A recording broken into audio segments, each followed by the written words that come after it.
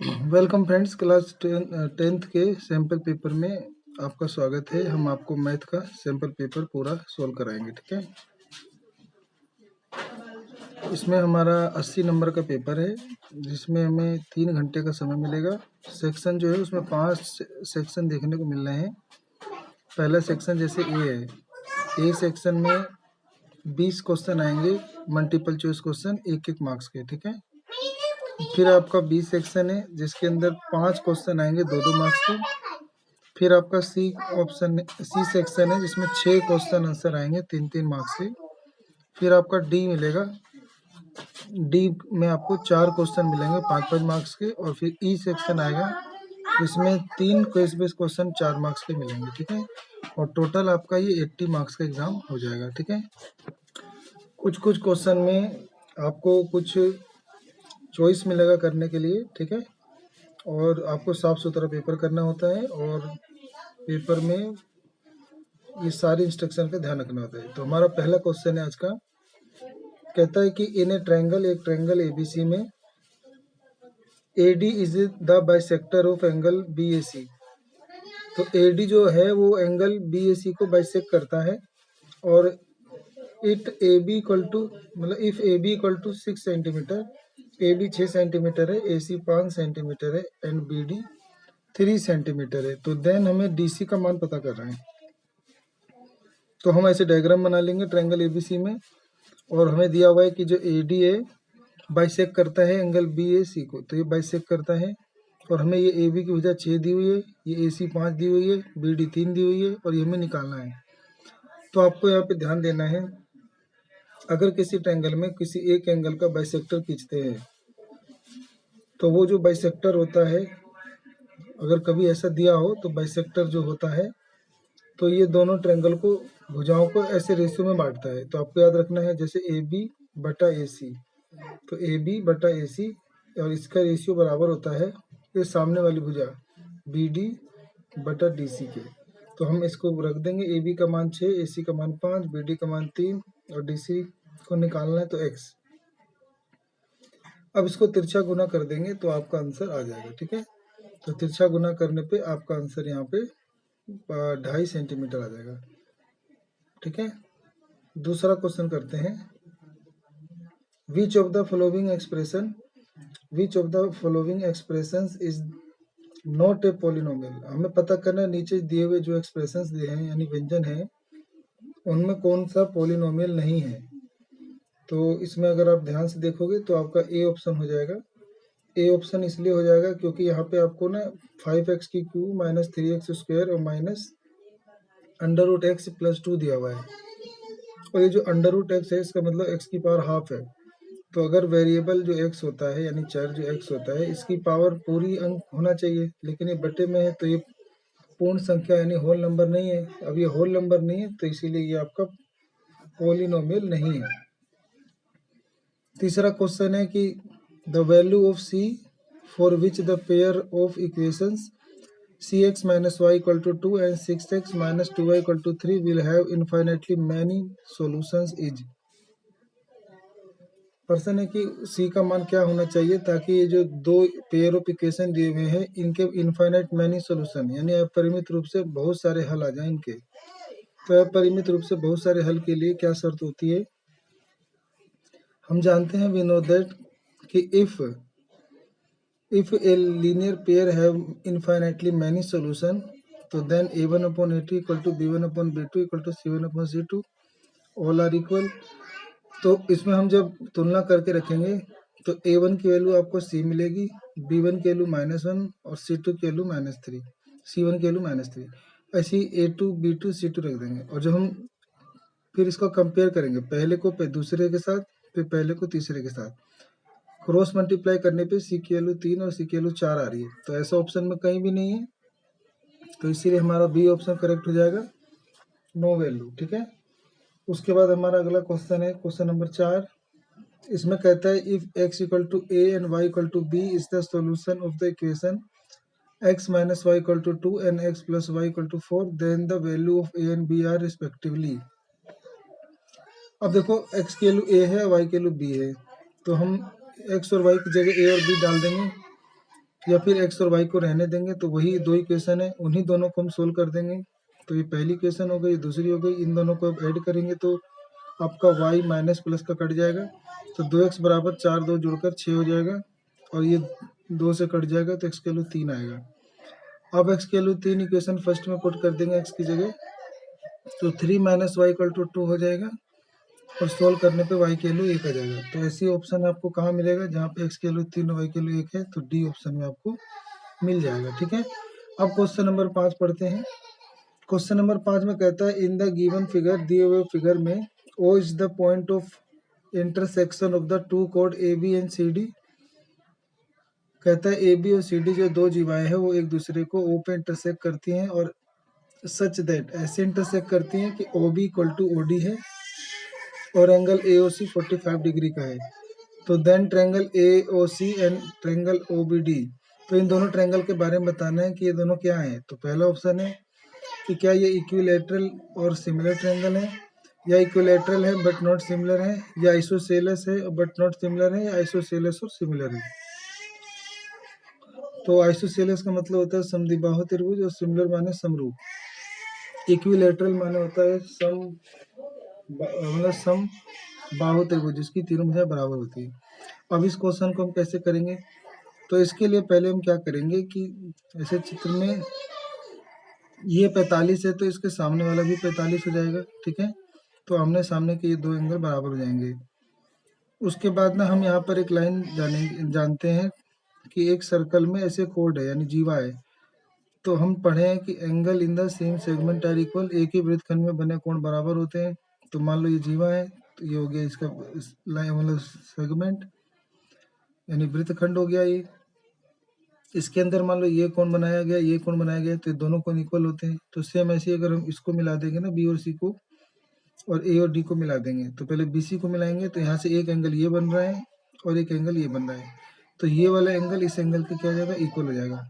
तो ये दोनों एंगल इक्वल हो जाएंगे। ऐसे ही उसको मिलाएंगे तो वहां से देखने पर ये वाला एंगल यानी ये वाला एंगल और फिर ये वाला एंगल, ये दोनों भी इक्वल हो जाएंगे, क्योंकि ये दोनों एक ही सेगमेंट में यानी एक ही वृत्तखंड के बने कोण बराबर है। तो अब इस ट्रायंगल में और इस ट्रायंगल में ये 45-45 आमने सामने वाले वर्टिकली अपोजिट एंगल हो गए, और ये एंगल एक इस एंगल एक के बराबर हो गया, और ये एंगल इसके एंगल हो गया, तो दोनों सिमिलर हो गए।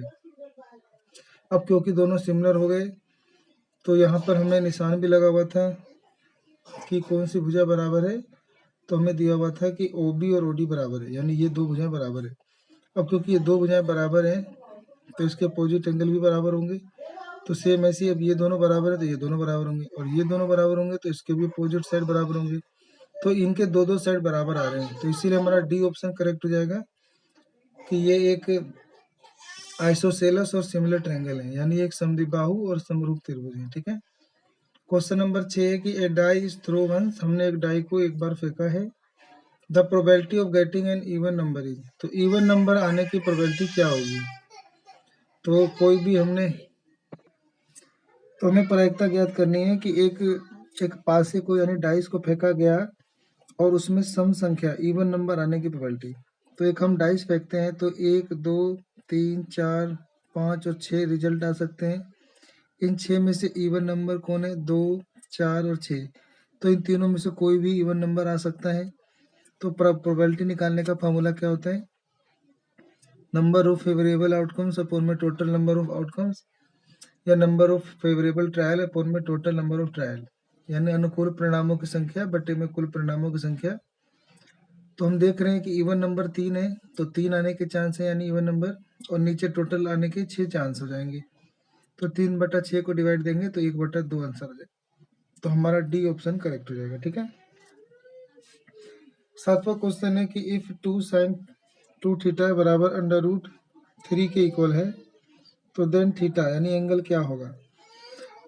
तो 2 sin 2 थीटा इक्वल टू √3 दिया हुआ है, ये 2 मल्टीप्लाई में है, ये इसके डिवाइड में चला जाएगा, और ये साइन में किसका मान होता है, तो ये साइन 60 के इक्वल होता है। साइन से साइन हट जाएंगे तो एंगल का कंपेयर करने पे 2 थीटा इक्वल टू 60 आ जाएगा, और 2 से कट जाएगा तो आपका आंसर 30 डिग्री आएगा, जो कि ऑप्शन नंबर डी हो जाएगा। ठीक है, फिर एक पर्सन है, 8वां पर्सन है, the mode of 4 5 6 8 5 4 8 5 6 x and x is 8, then the value of x is, बोल रखा है कि इन आंकड़ों का जो मोड है यानी बहुलक वो 5 मतलब 8 है, तो इसमें x की वैल्यू क्या होगी। सबको अगर हम देखें ध्यान से तो वहाँ पे 5 3 बार आ रहा है और 8 भी 3 बार आ रहा है, तो मोड वो होता है जो किसी आंकड़ों में ज़्यादा बार आया हो। अब क्योंकि 5 भी 3 बार आया है और 8 भी 3 बार आ रहा है, तो x की वैल्यू 8 ही होगी, क्योंकि फिर 8 4 बार हो जाएगा और वही मोड बन जाएगा। तो इसीलिए हमारा आंसर मोड का x की वैल्यू 8 हो जाएगा, तो सी ऑप्शन आपका करेक्ट हो जाएगा। ठीक है। फिर एक पर्सन है, the line segment joining the point mid point of the adjacent side of a quadrilateral form a rhombus A square a parallelogram a rectangle. अगर एक चतुर्भुज के आसन्न भुजाओं के मध्य बिंदु को मिलाते हैं तो उससे क्या बनता है, ये पूछा है। जैसे मान लो चतुर्भुज हो गया क्वाड्रिलेटरल, इसके सभी भुजाओं के मिड पॉइंटों को मिलाने से ये जो बन रहा है क्वाड्रिलेटरल, इसका क्या नाम होता है। इसका नाम हमने 9वीं में पढ़ा था कि ये पैरेललोग्राम समांतर चतुर्भुज होता है। तो ऑप्शन नंबर आपका सी करेक्ट हो जाएगा। ठीक है। उसके बाद हमारा अगला क्वेश्चन है, if the LCM of A and 18 is 36 and the HCF of A and 18 is 2, तो then A equal to 1 2 4 और 3। बोल रखा है दो संख्याओं का एलसीएम 36 है और HCF 2 है, तो उन दो संख्याओं में A कौन सी संख्या होगी। तो हम जानते हैं कि एलसीएम दे रखा है दो संख्याओं का 36 और HCF दो संख्याओं का 2 दे रखा है, और एक सूत्र होता है कि जो प्रोडक्ट ऑफ टू नंबर होता है यानी दो संख्याओं का गुणनफल, वो उनके एलसीएम और HCF के इक्वल आता है। तो एलसीएम हम 36 ले लेंगे, HCF 2 ले लेंगे और एक की वैल्यू रहने देंगे और एक इसकी 18 मान लिख देंगे। ठीक है। अब ये 18 से कट जाएगा, 18 कम 18, 18 दूनी 36 और 2 दूनी 4, तो एक की वैल्यू आपका 4 हो जाएगा। ऑप्शन नंबर सी करेक्ट हो जाएगा। ठीक है।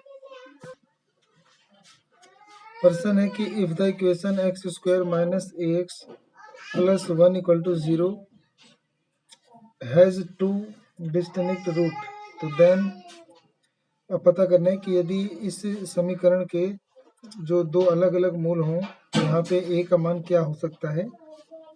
तो हम पहले लिखेंगे x square minus x plus 1 equal to 0 दिया है, और हम जानते हैं कि जब अलग अलग रूट होते हैं किसी इक्वेशन के तो बी स्क्वायर माइनस 4ac यानी उनका डिस्क्रिमिनेंट ग्रेटर देन 0 होता है, यानी 0 से बड़ा होता है। बी स्क्वायर माइनस 4ac का मान 0 से बड़ा होता है। फिर हम यहाँ पे इसकी कंपेयर करेंगे A X square plus B X plus C equal to 0 से, तो ए की वैल्यू 1, बी की वैल्यू घटा ए और सी की वैल्यू 1 आ जाएगी।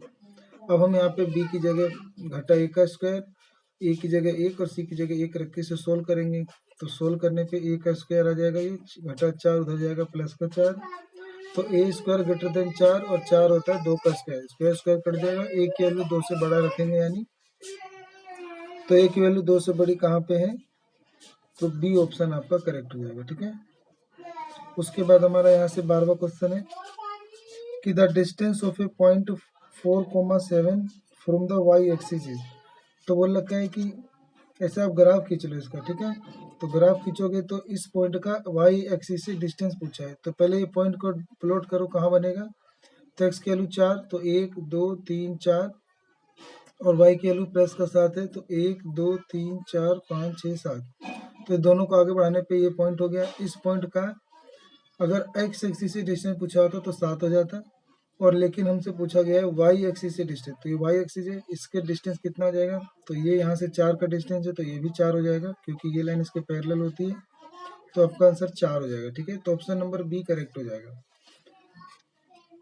13वां क्वेश्चन है यहाँ पे कि the arithmetic mean of 1 2 3 4 dash n is, तो हमें अर्थमेटिक मीन बताना है कि 1 से लेकर n तक की संख्याओं का अर्थमेटिक मीन यानी माध्य कितना होगा। तो हम मीन का फॉर्मूला जानते हैं, सम ऑफ ऑल ऑब्जर्वेशन अपॉन में टोटल नंबर ऑफ ऑब्जर्वेशन, तो इन सबको जोड़ लेंगे n तक, और ये n ही तक है तो डिवाइड दे देंगे n तक, क्योंकि ये नेचुरल नंबर 1 से शुरू है तो इनका टोटल n मान n ही होगा। अब ये 1 से लेकर n तक है तो इसमें हम इसके जोड़ का फॉर्मूला लगाएंगे, तो इसके जोड़ का फॉर्मूला होता है n प्लस 1 बटे में 2, तो इससे n से n कट जाएगा, बचेगा n प्लस 1 बटे 2, और आपका डी ऑप्शन करेक्ट हो जाएगा। ठीक है। फिर एक प्रश्न है यहाँ पे, इफ सेक थीटा, अगर सेक थीटा आपको 25/7 दिया हुआ है तो देन साइन थीटा की वैल्यू पता करनी है, ठीक है। तो देखो आपको सेक थीटा की वैल्यू 25/7 दिया हुआ है, और हम जानते हैं कि सेक थीटा 1/कोसेक होता है, तो यानी कोसेक थीटा चाहिए तो 1/सेक हो जाएगा, तो 1/सेक की वैल्यू रख देंगे 25/7, तो 25/7, तो बटे 7 वाला ऊपर चला जाएगा तो 7/25 हो जाएगा। फिर हम एक साइन थीटा निकालना चाहते हैं, तो फॉर्मूला आएंगे sine square theta plus cos square theta 1 होता है, तो sine square theta plus cos square theta, तो कोस स्क्वायर थीटा क्या होता है, सेक का उल्टा होता है, इसको उल्टा कर देंगे तो 7/25 का स्क्वायर बराबर 1। फिर ये प्लस का है तो उधर जाके माइनस हो जाएगा, और फिर ये स्क्वायर है उधर जाके अंडर रूट चढ़ जाएगा, और ये पूरा एलसीएम लेके सोल्व करने पे आपका 24/25 आंसर जाएगा, तो ऑप्शन नंबर बी करेक्ट हो जाएगा, ठीक है। 15वां क्वेश्चन है कि ए लेडर 12 मीटर लॉन्ग, एक सीढ़ी 12 मीटर लंबी है, रेस्ट अगेंस्ट ए वॉल, एक दीवार के साथ रुकी हुई है, if it reach the wall at a height of 6√3 metre, अगर ये जो सीढ़ी है ये दीवार के साथ 6√3 मीटर की ऊंचाई तक जाती है, तो then the angle of elevation, तो हमें ये एंगल ऑफ एलिवेशन निकालना है, यानी उन्नयन कोण निकालना है। तो एक ट्रायंगल बना लेंगे, इस ट्रायंगल में ये सीढ़ी हो जाएगा, ये हाइट हो जाएगा दीवार की, और ये एंगल निकालना है। तो ये थीटा निकालने के लिए फॉर्मूला लेंगे, इसके सामने वाला परपेंडिकुलर और ये हाइपोटेनियस, दीवार 90 पे होता है, तो परपेंडिकुलर अपन हाइपोटेनस के लिए साइन थीटा ले लेंगे, तो 6√3 को 12 से डिवाइड दे देंगे, 6 से 12 कट जाएगा तो √3/2 आ जाएगा, जो कि साइन 60 डिग्री का मान होता है, तो साइन साइन हट जाएगा तो थीटा आपका 60 डिग्री आ जाएगा, तो ऑप्शन नंबर ए करेक्ट हो जाएगा। अगला प्रश्न है कि if angle between two radii of a circle is 130 degree, तो the angle between tangent at ends of radius is, बोल रहा है कि अगर दो रेडियस के बीच में 130 डिग्री का एंगल बन रहा हो, तो उसी रेडियस के जो एंड से जो टेंजेंट खींचे जाते हैं, तो टेंजेंट के बीच में कितने का एंगल बनेगा, तो ये टेंजेंट खींचे गए हैं तो ये 90 हो जाएगा, ये 90 हो जाएगा, और ये रेडियस के बीच का एंगल 130 दिया हुआ है, तो ये सामने वाला निकालना है। तो अब आमने सामने के जो एंगल होते हैं ना, ये सप्लीमेंट्री होते हैं, यानी संपूरक कोण होते हैं, इनका जोड़ 180 होता है, तो 180 में से 130 घटा देंगे तो सामने वाला 50 हो जाएगा, तो ऑप्शन नंबर डी आपका करेक्ट हो जाएगा, ठीक है। 17वां क्वेश्चन है कि if in two triangles A B C and D E F, आपको दो ट्रायंगल दिया है ए बी सी और डी ई एफ, तो ये आप बना लोगे। बनाने के बाद कहता है कि इफ एंगल ई के इक्वल है, यानी एंगल ए एंगल ई के इक्वल है, और ऐसी बी वाला एफ के इक्वल है, तो सी वाला डी के इक्वल हो जाएगा। फिर ये दोनों बोल रखा है कि अगर दो ट्रायंगल हैं और ये एंगल बराबर है, तो then which of the following is not true, तो पता करना है इनमें से कौन सा ट्रू नहीं है। अब पहला वाला चेक करेंगे, तो ए बी, इसके डिवाइड में ई एफ सही ले रखा है, फिर हम लिखेंगे ए सी और इसके डिवाइड में ई डी सही लिख रखा है, या ई डी का हो या डी ई, तो पहला ऑप्शन तो आपका सही है। ऐसे ही दूसरा चेक करेंगे तो बी सी, तो ये रहा बी सी, इसके डिवाइड में डी एफ सही है, और फिर लिखेंगे ए सी डिवाइड में डी, तो ये भी सही है, तो यानी आपका दूसरा भी सही है। फिर ऐसे तीसरा चेक करेंगे, तो वो लिखा हुआ है ए बी, यानी ये रहा ए बी, इसके डिवाइड में डी ई, तो ये गलत हो गया, ई एफ लिखना था, तो ये आपका गलत हो गया, तो सही ऑप्शन सी ऑप्शन हो जाएगा, ठीक है। अब 18वां प्रश्न है कि विच of the following is quadratic equation, इनमें से कौन सा क्वाड्रेटिक इक्वेशन है, तो इसका ऑप्शन नंबर ए हो जाएगा, एक्स की cube minus X square equal to X minus 1 का होल क्यूब। इसमें ना ए माइनस बी का होल स्क्वायर होल क्यू का फॉर्मूला खोलेंगे, तो ए की cube minus 3 A square B plus 3ab square minus B की क्यू। फॉर्मूला खोलने पे इसका मान ये आएगा, एक्स की क्यू से एक्स की क्यू हट जाएगा, और ये इधर आके ऐड हो जाएगा, तो 3 में से 1 घट जाएगा, 2x स्क्वायर बचेगा, और ये इधर आके माइनस का 3x और इधर आके प्लस का 1 इक्वल टू 0। अब क्योंकि इसकी डिग्री 2 आ रही है और पॉजिटिव आ रही है, तो ये आपका क्वाड्रेटिक इक्वेशन हो जाएगा, ठीक है। 19वां क्वेश्चन है, इसके बाद 19वां क्वेश्चन है कि the graph y equal to f x is show in the figure. फिर आपको फिगर में दिख रहा होगा कि एफ एक्स का ग्राफ दिया हुआ है, for the polynomial F x the number of zero is 3। पूछा है कि इसके जो जीरोस की संख्या है वो 3 है, तो अगर आप ग्राफ को देखोगे तो ग्राफ ऐसे एक्स एक्सिस को एक बार काट रहा है और 2 बार टच कर रहा है, तो यानी 2 बार टच कर रहा है तो उसके 1 जीरो हो गए, और एक बार काट रहा है तो 1 हो गया, तो टोटल 1 2 3, इसके अंदर 3 जीरो है, तो पहला सही है, तो पहला वाला आपका ट्रू है। और दूसरा वाला पढ़ेंगे तो रीजन में लिखा है कि the number of zero of the polynomial is the number of point of which F cut और टच द एक्सिस। बोल रहा है कि किसी बहुपद की जो शून्यकों की संख्या होती है वो उन पॉइंटों की संख्या होती है जो कट करते हैं या टच करते हैं एक्सिस को। तो एक्सिस को बताया नहीं कि कौन से एक्सिस को, तो यहाँ पे इसीलिए ये आपका ऑप्शन फॉल्स हो जाएगा। तो आपका पहला ट्रू और दूसरा फॉल्स है, तो आपका सी ऑप्शन करेक्ट हो जाएगा। 19वां के बाद 20वां क्वेश्चन है, here are two identical solid cubes of side 5 cm are joined end to end. The total surface area of the resulting cuboid is 300 centimetre square. कहता है दो क्यूब हैं, तो दो क्यूब को जिनकी साइड 5 है उनको आपस में टच करके क्यूबॉइड बनाया गया है और उसका टोटल सरफेस एरिया बता रखा है कि 300 होगा। तो हम इसको जब टच करेंगे तो ये क्यूबॉइड बन जाएगा और उसकी लेंथ 5-5 बढ़ के लेंथ 10 हो जाएगी, ब्रेथ और हाइट 5-5 रहेंगी। अब टोटल सरफेस एरिया का जब ये फॉर्मूला लगाएंगे तो उस फॉर्मूले के अनुसार 250 ही आ रहा है और हमने दे रखा है कि 300 है, तो इसीलिए ये वाला आपका पहला वाला फॉल्स हो गया। दूसरा है कि total surface area of cuboid का formula 2 bracket L B plus B H plus L H होता है, तो हाँ ये सही दे रखा है। तो यानी आपका पहला फॉल्स है, दूसरा सही है। तो आपका इसका आंसर ऑप्शन नंबर डी हो जाएगा। ठीक है।